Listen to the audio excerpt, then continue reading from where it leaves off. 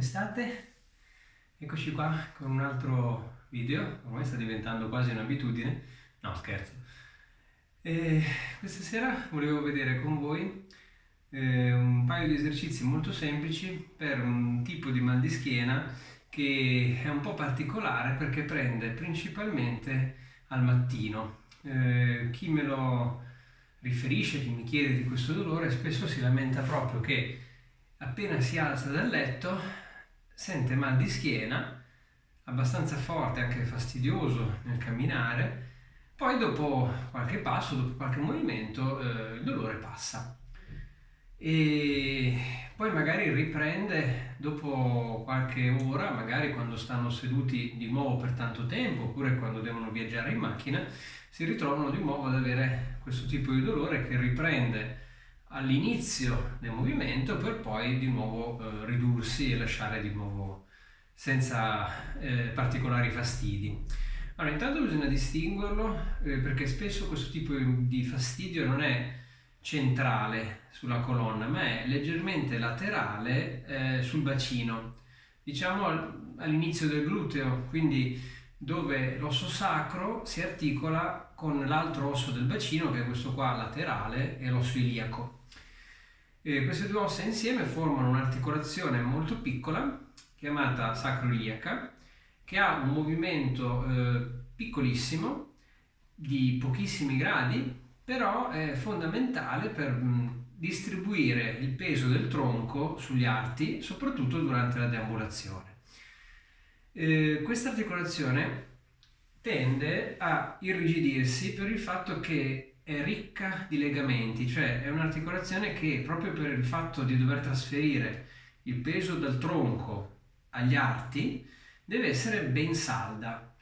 Per restare ben salda ha bisogno che ci siano un insieme di strutture che la tengano insieme, e questi sono i legamenti. I legamenti della sacroiliaca sono tanti, costituiscono un impacchettamento di questa articolazione che in alcune occasioni può diventare anche molto rigido. Di solito quando un paziente mi riporta questo tipo di dolore, la prima cosa che gli chiedo è: sì, ma tu la notte invece di dormire che cosa fai? Che ti svegli tutto indolenzito? Ora, battute a parte, semplicemente cosa succede? Questa zona, se si irrigidisce, può capitare che durante il giorno o in altre occasioni ci siano dei movimenti anche tutto sommato normali che la vanno a irritare. Durante questi movimenti, se si irrita troppo, capita che si accenda un pochettino di infiammazione, e quando stiamo fermi i liquidi infiammatori si accumulano, un po' come succede in una caviglia che si storge. Quando si storge si infiamma, e infiammandosi si gonfia perché arriva tanto sangue per metterla a posto.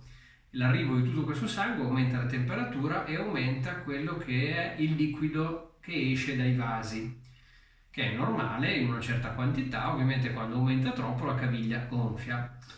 Nella sacroiliaca non c'è un gonfiore vero e proprio, quantomeno quasi mai per fortuna, ma ci può essere una sorta di infiammazione costante che ovviamente quando siamo fermi per più tempo ristagna un po' questa infiammazione, e quindi appena iniziamo a muoverci i nervi che sono lì intorno sono più irritabili e danno più sensazione di dolore, ok? Allora, per fare in modo che questo succeda di meno, dobbiamo cercare di dare all'intorno di questa articolazione un senso di maggior libertà. E questo lo possiamo fare in due modi, semplicemente. Il primo è dare un allungamento, una elasticità ai muscoli del bacino, particolarmente ai glutei, che se vi ricordate nel video in cui vi parlavo della schiena, sappiamo che il bacino è tenuto insieme dai glutei, grande gluteo da un lato e gran dorsale dall'altro. In questo caso ci concentriamo un po' di più sul portare un po' di allungamento nel gluteo. Anche se sentite male da un lato solo, vi consiglio di fare l'esercizio da entrambi i lati, perché molto spesso nel bacino, soprattutto, il lato dove c'è il dolore è il lato dove non c'è il problema ma c'è solo il sintomo. Spesso e volentieri la vera contrattura è dall'altra parte. Quindi Sono esercizi che magari vi faccio vedere da un lato solo, o magari tutti e due, però anche se la tentazione a volte è lo faccio solo dal lato che ho male, no, fatelo da entrambe le parti, ok? Dunque, primo e più importante, da seduti, io sono seduto per terra ma lo potete fare tranquillamente su qualunque sedia, portiamo una gamba con il piede che si accavalla sopra l'altro ginocchio. A questo punto teniamo il ginocchio accavallato con le due mani e lo portiamo verso la spalla opposta. Se abbiamo un po' più di elasticità possiamo spingere anche il piede un po' in giù. In questo modo andiamo a creare una linea di tensione che arriva fino al gluteo. Teniamo la gamba in questa posizione per una ventina di secondi al massimo. Se sentite tanto male, un po' meno, non tirate fino a farvi male, soltanto quello che serve per sentire una tensione. Dopo aver tenuto qualche secondo, rilassiamo e lo ripetiamo un paio di volte. Quindi anche qua, di nuovo una ventina di secondi circa, e poi piano piano lo rilassiamo. Se sentite tanta rigidità, potete farlo in un modo un po' diverso, non stando fermi 20 secondi, ma possiamo portare fin dove riusciamo, tenere 5 secondi, 1, 2, 3, 4 e 5, e poi rilasciamo, e poi di nuovo. In questo modo creiamo un pochino più di scorrimento tra i vari piani muscolari, fasciali, e rendiamo un pochettino più elastico il tutto. Poi possiamo interrompere da un lato e lo andiamo a fare dal lato opposto. Anche qua terremo una ventina di secondi se riusciamo, altrimenti possiamo elasticizzare il tessuto. Ok? Una volta elasticizzato possiamo fermarci un pochettino di più verso la spalla opposta. In questo modo il tronco ha anche una leggera rotazione verso la gamba e iniziamo a dare un minimo di tensione anche al gran dorsale di là. Ok, mi raccomando, su entrambi i lati, se sentite il bisogno potete farlo una volta da un lato, una volta dall'altro e poi ripetere ancora una serie per ogni lato. In questo modo il bacino inizia a rilassarsi. Vi consiglio di farlo un paio di volte al giorno e sicuramente quando vi alzate al mattino vi aiuta a farlo anche nel letto, da sdraiati potete fare la stessa cosa, quindi ci sdraiamo, accavagliamo una gamba, ci portiamo il piede verso il basso e poi con le mani portiamo il ginocchio verso la gamba opposta. Questo poterlo fare al mattino ci aiuta magari a sciogliere prima questa tensione. L'altra cosa che possiamo fare, che ci può dare un aiuto, è usare una pallina non troppo dura. Queste qua che io sono abbastanza durette, che sono quelle di gomma rigida, però fa niente, si può usare una qualunque pallina. In mancanza di pallina una mia paziente mi ha detto che funziona benissimo anche con un arancio. Io vi riporto le esperienze dei pazienti. Lei non aveva una pallina, ha detto come faccio, aveva tanto male, ha preso un arancio e ha fatto lo stesso esercizio. L'esercizio consiste nel passarci la pallina sulle zone dei glutei che sentiamo più tese. Possiamo farlo in tanti modi, io vi suggerisco questa. Appoggiamo la pallina o l'arancio a terra, accavagliamo la gamba che ci interessa sciogliere, posizioniamo bene la pallina e ci muoviamo piano piano con dei movimenti circolari sulla pallina.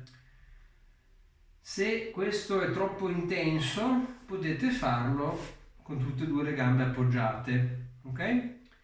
Se questo diventa ancora troppo intenso lo fate sulla sedia, semplicemente sulla sedia normale, e lì sopra potete calibrare forse un po' meglio il peso che mettete. Quando sentite una zona che è più rigida, che fa un po' più male, con delicatezza ci state un pochettino più sopra, la massaggiate un po' di più per qualche minuto finché farà un po' meno male. Se fa tanto male, alleggerite un po' il peso e respirando lentamente cercate di rilassare il muscolo per farci entrare la pallina. Ok? Poi mi raccomando, anche questo bisogna farlo su entrambi i lati. Ovviamente se anche voi dovete usare un arancio, vi conviene dopo spremerlo, in modo che, se no penso che dopo avervi massaggiato il bacino non so quanto poi rimanga commestibile per tanto tempo. Se avete una pallina penso che sia meglio. In mancanza di quello, e se avete mal di schiena, può essere uno strumento utile. Altre cose particolari direi che per oggi potremmo lasciar perdere. Vi aggiungo solo un altro piccolo esercizio molto semplice per bilanciare un po', perché adesso abbiamo lavorato moltissimo sulla parte posteriore, ma spesso e volentieri la tensione della sacroiliaca posteriore viene portata anche dai quadricipiti. Il quadricipite è questo muscolo della coscia che si va ad agganciare sulla spina iliaca anteriore, che è uno dei punti d'aggancio più importanti che abbiamo sul bacino. Quando lui tira troppo, a livello posteriore devono bilanciare e quindi può esserci un equilibrio che si rompe, tra virgolette, e creare dolore. Allora, piccolo esercizio per aiutarci: ci mettiamo in ginocchio. Se non riuscite sui talloni come me, si può stare sulle punte, oppure si può mettere un cuscino tra i talloni e il bacino in modo da essere sostenuti. Comunque, dove riusciamo, ci appoggiamo per terra, o se avete il cuscino quindi non riuscite a scendere fino in fondo, prendete due rialzi che possono darvi una mano, vi appoggiate. A quel punto, una volta appoggiati, semplicemente tiriamo su il sedere. Da qui sentirete tirare un po' sulle cosce, tenete 10 secondi e poi lentamente tornate giù. E questo lo ripetiamo da 3-5 volte, ok? Basta. Per oggi direi che abbiamo visto quello che mi interessava farvi vedere.